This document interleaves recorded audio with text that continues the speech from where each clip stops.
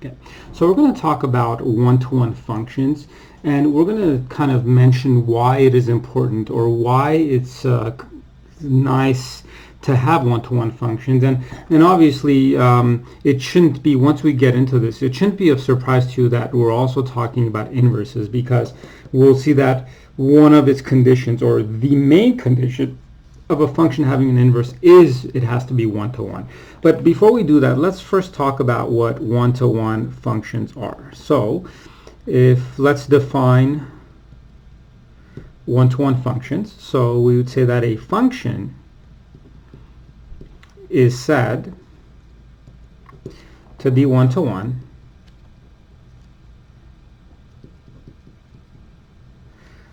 if each input produces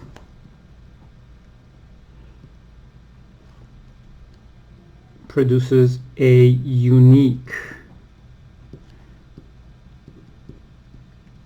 output and no other input will produce that same output.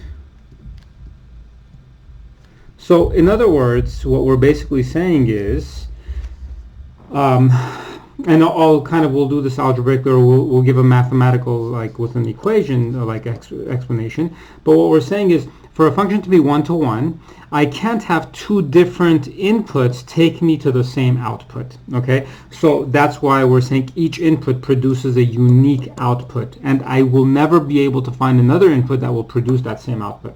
So a simple example of a function that's not one-to-one, for example, is x squared, right? Because if you think about y equals x squared, for example, if I plug in 2, I get 4, and if I plug in negative 2, I get 4. So if you find two different inputs that take you to the same output, then that is not one-to-one. As the name suggests, one input to one output, and no other input will take you to that one output. So that's kind of what's going on with one-to-one functions. So in other words, a function is one-to-one, and by the way, this is a short way of writing one-to-one, so it's 1-1.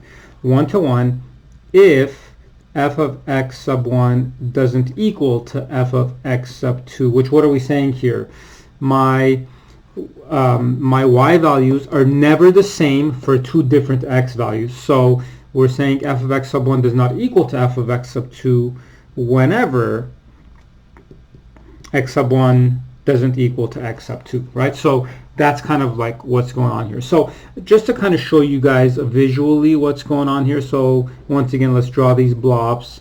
So if these are my inputs, x sub 1, x sub 2, x sub 3, these are my outputs, y sub 1, y sub 2, y sub 3, and let's say x sub 1 takes me to y sub 1, let's say x sub 2 takes me to y sub 1, and x sub 3 takes me to y sub 3.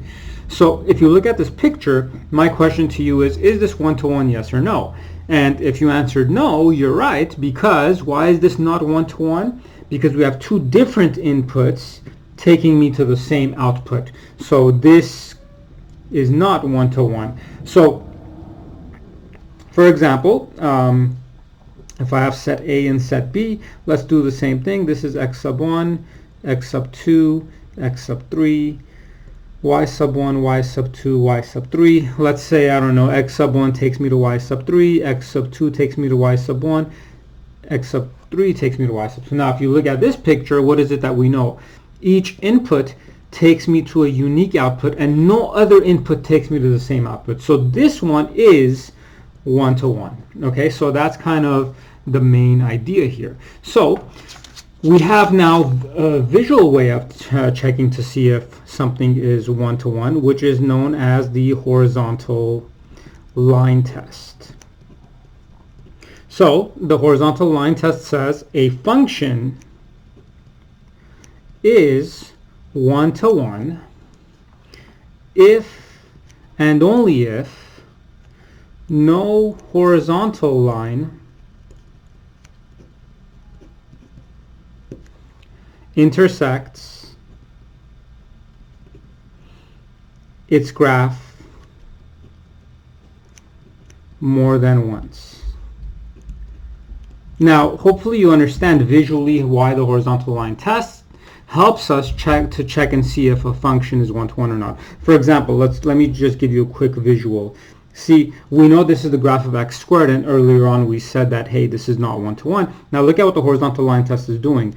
When I draw a horizontal line, what do you notice about your y value? Your y value doesn't change. So if it intersects it more than once, it's just telling you that, hey, look, I found two different x values that take you to the same y value. Therefore, this can't be one-to-one.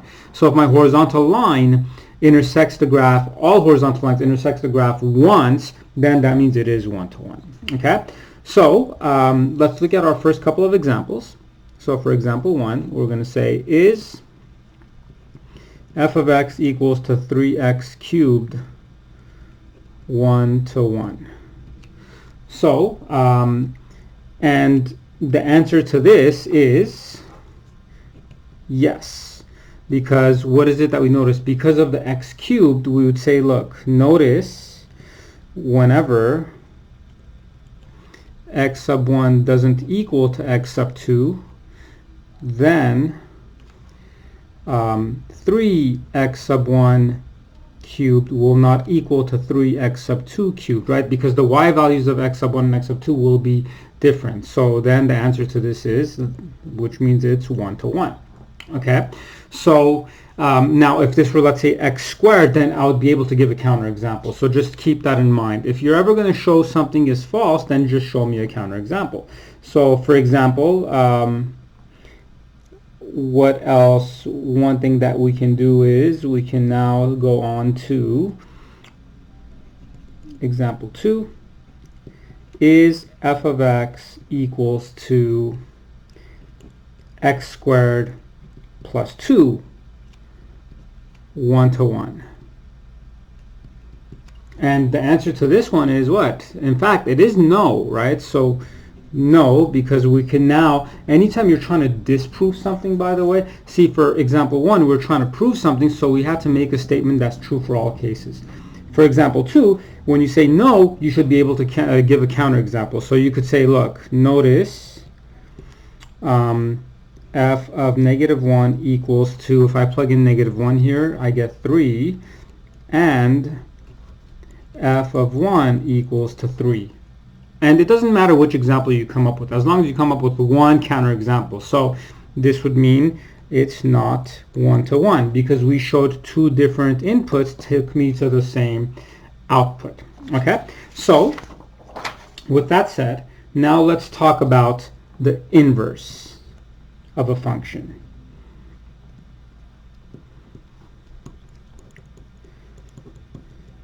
So let's define what an inverse is. So a function, in order for it to be inverse, so this is what we're saying, a 1-to-1. Now notice how I'm underlining this, because what are we saying? For a function to be invertible, it has to be 1-to-1. Okay? So function f inverse. Now, by the way, this f to the power of -1, we're not saying this is the same thing as 1 over f. Okay, that's a big mistake people make. So just keep in mind that f does not mean 1 over f, right? I mean, that's a common mistake. This means, this -1 just means f inverse, right? So we're not saying it's f to the power of -1 in the sense where we can do this, okay? So anytime you see this, this is saying f inverse. So this is said to be the inverse of f if f inverse maps all the range values of f back to its unique domain values. So if you think about it, it makes sense, right? Because what is it saying? An inverse takes me back to where I started. Okay, so for example, let me draw you a picture, and so let's pretend that function f takes me where? Function f takes me from this to there. Okay, that's what f is. So what do you think f inverse is going to do? F inverse is going to take me back. Okay, so because remember, it's the word inverse, right? It's basically undoing what the original one did. So we're kind of going backwards. Okay, so if I have, let's once again say these are my inputs, x sub 1, x sub 2, x sub 3, and let's say this is the outputs are y sub 1. And one other comment, no, there's a couple of comments I want to say because this picture is going to be very, very helpful in making sense of what's going on. So let's pretend that if I plug in x sub 1, f takes me to y sub 1. Okay, so that's kind of what f is doing. So f is taking me to y sub 1. Now let me ask you this. What would f inverse do? Well, if f takes me to x sub 1 to y sub 1, the inverse would do what? It would take me back. So it would take me from y sub 1 to x sub 1. So that would be the f inverse. So what is it that you're noticing the f inverse is doing? It's just undoing what f did. And then if f, let's say, takes me from x sub 2 to y sub 2, let's call that f, what do you think f inverse is going to do? It's going to take me back from y sub 2 to x sub 2, which is f inverse. And then lastly, if let's say f takes me from x sub 3 to y sub 3, then what do you think f inverse is going to do? It's going to take me back from y sub 3 to x sub 3. Okay, so f takes us this way, f inverse brings us back. So hopefully you're starting to see something here. Now, there's actually a very, very important idea going on here. Look, if you look at f, what are its inputs? They're x sub 1, x sub 2, x sub 3, which remember, the inputs are the domain of f. What are the outputs of f? It's where it takes me, right? It's y sub 1, y sub 2, y sub 3. Now, let's think backwards. What are the inputs of f inverse? Well, if you look at f inverse, where do I start from? I start from y sub 1, y sub 2, y sub 3, which means the inputs or the domain of f inverse is y sub 1, y sub 2, y sub 3, and the output of f inverse is x sub 1, x sub 2, x sub 3. So hopefully you're starting to see what's happening between a function and its inverse. The domain and range are being swapped, and hopefully this picture is showing that to you. So let's make a comment on this. So note that, and these are actually very important, we'll use them a lot. Okay, so this idea of a function and its inverse will be used a lot. What are we saying here? Look, the domain of f, if you look at the domain of f, which is here, x sub 1, x sub 2, x sub 2, x sub 3, this is equal to what? The range of f inverse, right? If you look at this picture, notice how these are the domains of f, but they're the range of f inverse. And then we could also say what? The range of f is what compared to f inverse? It'll be the domain of f inverse. Okay, so this is actually going to be a very important fact that we're going to use. In fact, we'll use it on the next example. So let's look at example 3. If f of 3 is 1, f of 4 is 5, and f of 9 is negative 8, we're asked to find f of negative 1, f inverse of 1, f inverse of 5, and f inverse of negative 8. So if you think about this, look, we're talking about a function and its inverse. So let's talk about the knowledge that we gained earlier on. See, the input of f becomes the output of f inverse. The output of f becomes the input of f inverse. So if you notice this, I have enough information to answer this question. Because look, if f of 3 takes me to 1, guess what f inverse of 1 is going to do? It's going to take me back to 3, because remember the domain and range are swapped. So basically the input of f inverse becomes the output of f. So the question is, up here, do I have an output of f of 1? I do. So guess what? The input of f inverse, if it's 1, its output should be 3. Okay, hopefully that makes sense to you. And by using that logic, we could answer this question, because if f of 4 is 5, that f inverse of 5 will take me where? Back to 4. And if f of 9 is negative 8, then f inverse of negative 8 will take me back to 9. Okay, and so that's the idea, and we use the idea of domain and range, right, because the roles have switched. Okay, so now let's do another example where we'll be using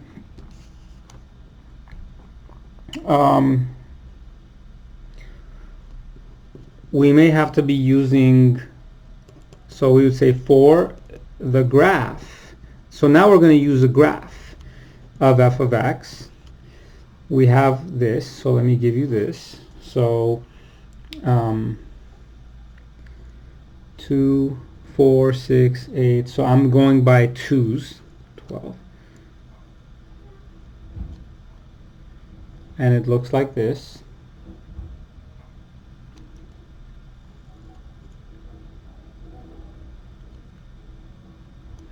And then this is y is 1, 2, 2, 4, 6, 8, 10, 12. So here's the picture. So now we're saying find f inverse of 2. So, but remember, this is the graph of f. So now we're asked to find f inverse of 2. So we want to think backwards. We want to say, hey, what input takes me to an output of 2? Because then it's inverse. The input of that inverse, we're switching the roles. So I could say, look, what do I notice here? What do I need to put into f to get 2? It looks like it's 8. So we could say, look, since f of 8 equals to 2, this implies what? F inverse of 2 equals to 8. Okay? So there was this was a visual representation. Okay, so let's move on to the inverse function property, and the inverse function property is going to help us algebraically show two functions are inverses of each other or not, right? So the inverse function property says the following: f and g are inverses of one another if and only if f of g of x equals to x and I'm going to underline this because both conditions have to be satisfied, g of f of x equals to x. So if you take their compositions, then you get x in both of them. When you simplify, then they're inverses of each other. But remember, both need to be true. So keep in mind that you can't check just one. You have to check both. Okay? So let's look at example 5. So now we're going to say r f of x equals x to the power of 5 and g of x, which equals x to the power of 1/5, inverses of each other. Okay, so let's check. So what's the first thing we want to do? We want to check to see if f of g of x equals to x, which this is just a composition. So what's g? It's x to the 1/5, so this becomes f of x to the 1/5, which, what is f? F is x to the power of 5, and we're plugging in 1/5, so this becomes x to the power of 1/5 to the power of 5, and what do we know? Power of power, when you multiply them, you get x. Okay, so far so good. Now, if this wasn't x, then we would automatically stop and say they're not inverses. But now I also have to try the other way. Okay, so which is g of f of x. So this becomes g of f of x is x to the 5th. And now we're saying go to g and plug in x to the 5th in place of the variable, which becomes what? X to the 5th to the power of 1/5. And what do we notice again? 5 to the power of 5 times 1/5 ends up just being x. So notice how in both cases I got x. So then the answer is yes, they are inverses of each other. Okay? So the last thing we're going to talk about is how to find the inverse of a function. So we're going to say finding the inverse of a function. So that's going to be our goal. We're going to be finding the inverse of a function. So we're going to say to find the inverse of a function,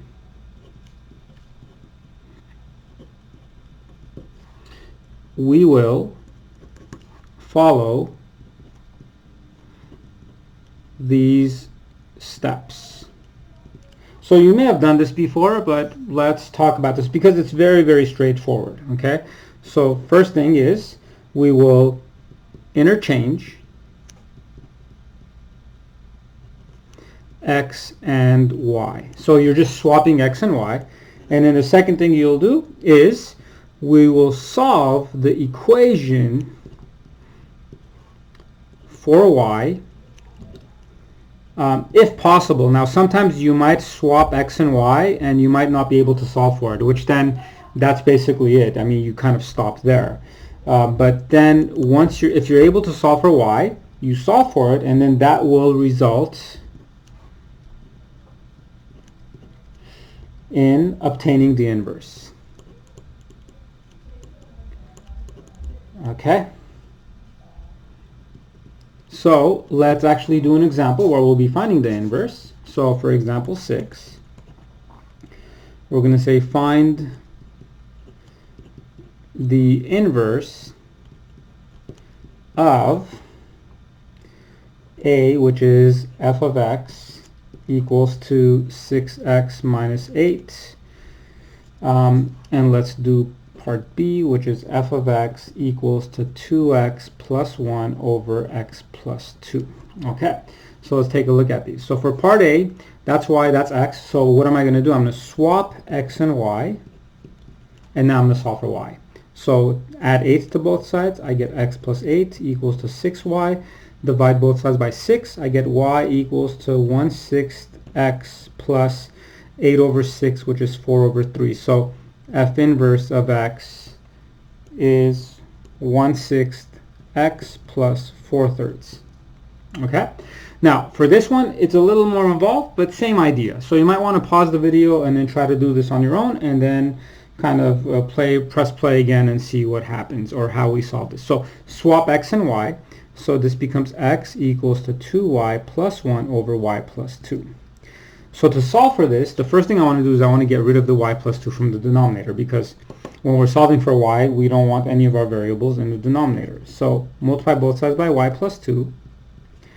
Okay, so then these y plus 2's will cancel out. So here, to be able to separate the y, I'm first going to have to distribute the x. So if I distribute it, I get xy plus 2x equals to 2y plus 1. Okay, so now what I want to do is I want to isolate everything that has a y to one side and everything that doesn't to the other side. So what I'm going to do is I'm going to say, okay, I'm going to take my y's to the left side. So I'm going to subtract 2y from both sides, and I'm going to subtract 2x. So if I do that, I get xy minus 2y equals to 1 minus 2x. So then, now that I've isolated my y's to one side, now I could solve by factoring. So if I factor out a y, I get x minus 2 equals to 1 minus 2x. And then if I divide both sides by x minus 2, I get y equals to 1 minus 2x over x minus 2. So this implies the f inverse of x is 1 minus 2x over x minus 2. Okay? So the last thing I want to talk about is finding the inverse of a function graphically. Okay, so let me make some room here. So graphing the inverse of f. So the graph of f inverse is obtained by reflecting the graph of f in the line y equals to x. Okay, now if you think about it, when we reflect it about the line y equals x, in essence what we're doing is we're swapping the x and the y values, and by doing so we're finding the inverse. So let's look at our last example, and this will wrap up our notes. So graph the inverse of the following. So let's say this is the graph of f of x.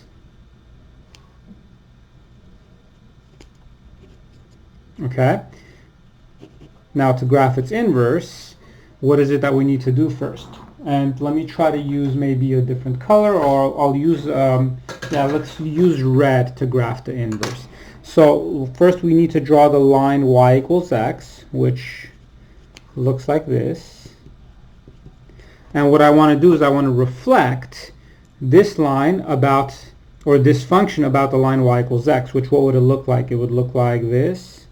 Right, because if that goes, kind of like a mirror, right? And then it would go up, come back down, and it would go down, and then come back up, and do that. So roughly, that's kind of what I'm trying to reflect it off of that line. So the red graph is the graph of f inverse. Okay, so this pretty much wraps up the ideas of one-to-one functions and inverses, and remember, for me to be able to find the inverse of a function, it needs to be one-to-one. Because if it's not one-to-one, then the inverse will not be a function, because it'll bring us back to more than one output, which then fails to be a function. Okay, so once again, if you have any questions, don't hesitate to reach out to me.